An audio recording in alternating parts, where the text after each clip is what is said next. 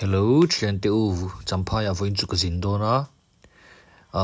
bung ro hi kan king nim khopa kar khatvel cham katuma wangin ti zat lo hi bung ro king chawa ti chuan CHAMPHAI lampan chuan ka chawa ma se ka handlan muang khop maya tlaidar li vela khanin keifang ka thleng chau maya chuwang chuanin ro te kha su do na sai tua la ka chung te na zan khat chu kariak top do na ni tihan keifang atangin sai tua lampang kapan phei char chara chuan a to pa chuan ka chung te in sai tua chu ka thleng chhota a I minlo du sak khopa tihan an in sak thara ka han thleng chhota rup maya ka zen isaka te ina nia a view point nuam khop maya ti chuan atuk lama sai tua lampanin a CHAMPHAI lampanin ka chhaule ta a tia kong te hi anuam ema a thalai chu kong hi a trakhop maya ma se a kong chelai chu mo cheta ka ni mai hey lung khok rok puna tlana ngai don hi ti chuan kong chia zongjong baltlang nuwa ta CHAMPHAI lampanin kan tlan le zela ma se CHAMPHAI thlendo na khan le lo mina wangin a hel na kong lawa an kalta atopa chon CHAMPHAI nuam tak mai zotlang phei vela chuanin HNAHSIN lo par tuar maya amoi ema chuan kan han tlan zela mual nuam lama kan han thleng ta he amual hi mual nuam ti taka lo nuam maya bu nge ka shelo hi phul mun ti meang thla te mi lo la pui ve loma ke mishing ve mai hi ka fa phul lo te reng em ti ringot thla te kan han la zawa chuan ka du to ka thla ka lak nuwa helai muni chua san ka tum ta a chua san mai han la kwal ve le reng reng moi mai kan in mun han ni ta mai sen nuam om CHAMPHAI hi hey a view hi anuam ema aizolata na it khop mai a khotlei hi nuam ka te shim shima du ai rei ka cham pha reng boka nuam tak khi ni mai tiang han la kwal ve la nge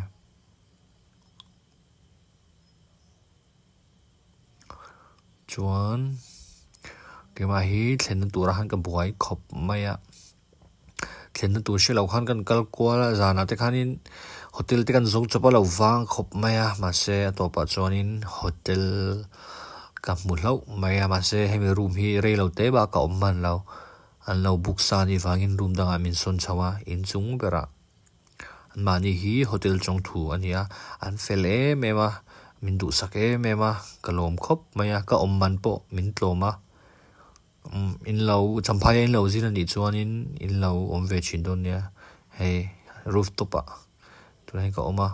view te hi no mema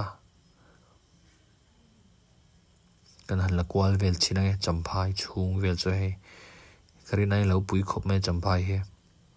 district dang ka jin to na chu nuam pol takani chuanin tihanin hi Jade Hotel ania JADE an hotel thar ania hivanal ruat hi manager ania chianpa ani hianin min local kwal puya hi an hotel hi a view hi an nuam bon turu ultra ne mai ai zolaba tanga in chhopun Jade Hotel ateni lo thleng ve nge anga akina red lampang chu milo zot mai donia ei a building te pui riap khop mai nei tu ten fel boka kan han fak sak lok ne hi kan han la kwal vel chin nge nuam rai lu tuk mo mimal in tan pon na om khop mai wala road mel chipa hi kan tilang le chon I longa chuang o chian pa soma fele me mai in lai hanin min local tira thon vekin longa te kal chuanga pase tui hi ka lau awangin ke team ro de khop maya pase nuam lu tu game khat vel chu ka heng khal pheyang mo tuy lao ấy thì lâu chọn môi cái thì bốc sẽ cái chuông chào bốc sẽ sự tôi hy vọng em ấy nè tiền view về lần chúng mình cần CHAMPHAI à hiện in lâu đủ sắc tuần tầm em mà anh kiếm khá thôn đều thô với in lâu thì sao cái tụ là ni sẽ thôn với in nuam khóc mấy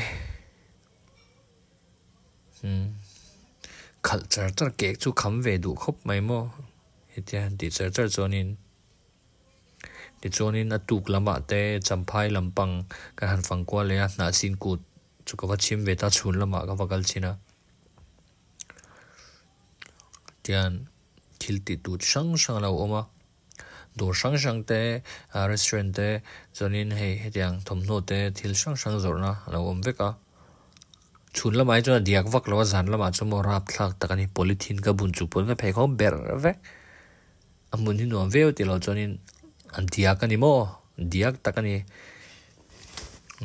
chun la mai chuna diak lem lawa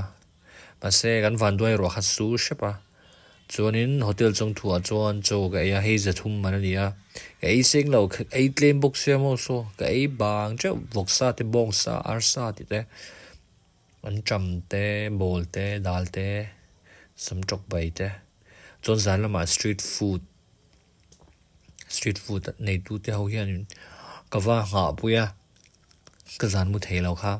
ka thlen na hotel security ga dila min chwa min phal sak shawa chon zan lam HNAHSIN ka va chim le zuwa ya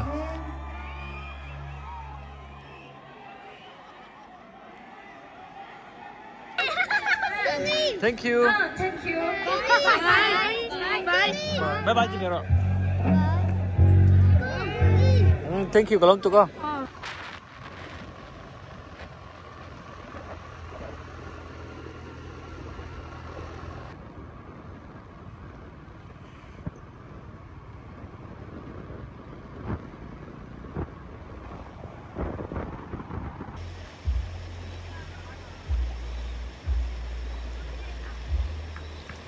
chuan ZOKHAWTHAR lama kakala ka homa aizola ka homa in ZOKHAWTHAR lampang ka mu cha ka vai kan kala chuan hei ZOKHAWTHAR chu kan han luta alum khop mai mo ZOKHAWTHAR hi CHAMPHAI tang hian ke em za ve ni o som thum kha peling ka sha ka chiang to la chuan hei ta hen 125 ti te sang loading chau maya chuan in BURMA ram han lut ve reng la ka tia kan han lut ta he tian lo om nuai maya kal phei zela BURMA ram chung chu kan han lut ta ta hen hei zudor hi lo oma leilem lo mai la kan focus ve shim nge hei tian tlom lutukin lo om chau mai zu te mo zu sang ke zo ka she ve vak lawa enge beer ti te ve chu ka she a chonin hei dian in post call ve lo nge kal ve reng a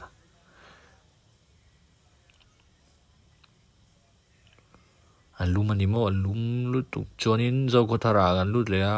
chote hei zaman le kan ya vai hian mo pathum ve chu ka ngai na lawa thur ka tia abaki atui over hei di top mai an chote hi mo hai vai hian in cheng za chau ei man chuan HNAHSIN kut lama azan ni na tan ka hankal le ta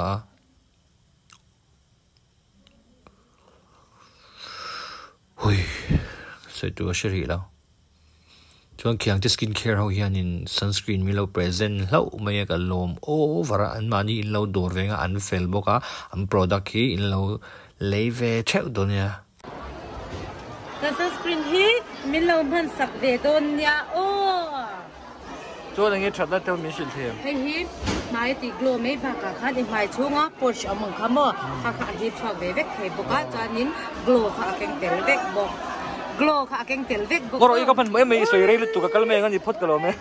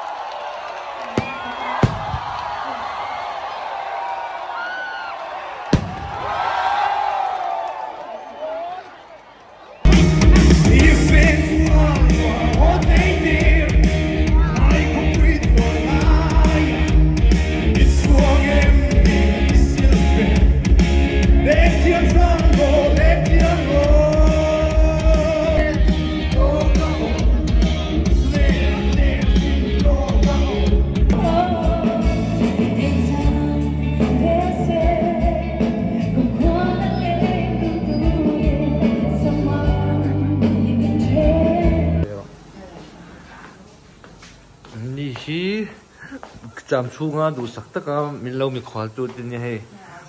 an ni om lo sel chuanin kadam chhuak zo da min lo bai sak please ti chuan ai zo lampanin ka hota CHAMPHAI chu ka ngai hle mai mo ka chaw mem bok ani ti jong khani rol se